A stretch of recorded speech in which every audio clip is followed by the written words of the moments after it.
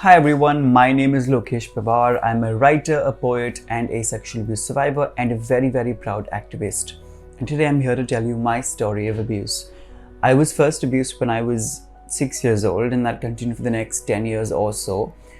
Initially, I was clueless about a lot of things that happened in life. I remember when I was 6, actually the first time it happened, I very clearly remember that I was taken into a dark room and I was anally penetrated and as orally exploited, and basically that experience sort of was so traumatic for me because I didn't know any better about what was happening with me.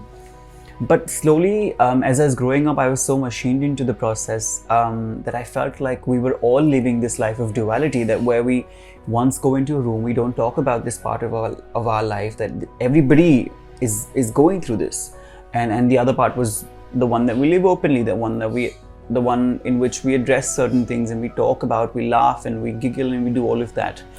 And this continued alongside the abuse for a very long time, up until my 10th grade, when I really genuinely needed some answers and I wanted to know what this was. And teenage life is such that you sort of naughtily talk about sex a lot. You get a few connotations here and then, you read about it somewhere, and friends come and talk to you about it and stuff like that. And I could connect some dots, and all of these instances and situations that my friends talked about sex had some adults in it. And even if I read something about sex, it was an adult connection, and I was like, okay, that's something weird. That's when I started to look up about sex more and more on the internet, because at that point internet had boomed, luckily and fortunately. So I did go in my school and I looked up a little bit about what sex is and what it means and how it should happen. And then I was introduced to consent. Then I was introduced to the topic of abuse. I think that because of those 4 years of research, I was able to come out of it and be completely healed. And that's the reason today I can sit here and talk to you about my story.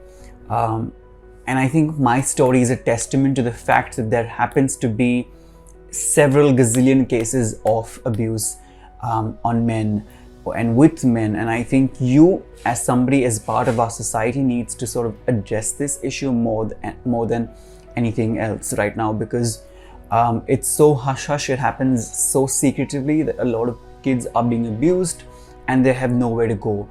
I sort of had that understanding that I went onto the internet and I was able to seek help for myself, but there are a lot of kids who need help but aren't able to secure that sort of sustainable help, and I think you can provide that. It's important that you as parents, it is your responsibility to teach your kids about safe touch, unsafe touch, good and bad touch.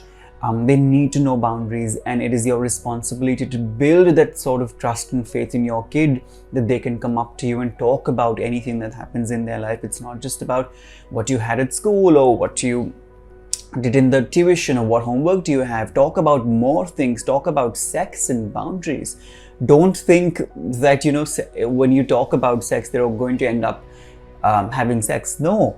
Think about it in that way, that when you teach your kids about sex and the right way to do it and the right time to do it and everything about it, you are going to teach them a way to protect themselves. You are basically protecting them, because you cannot be around your kids all the time.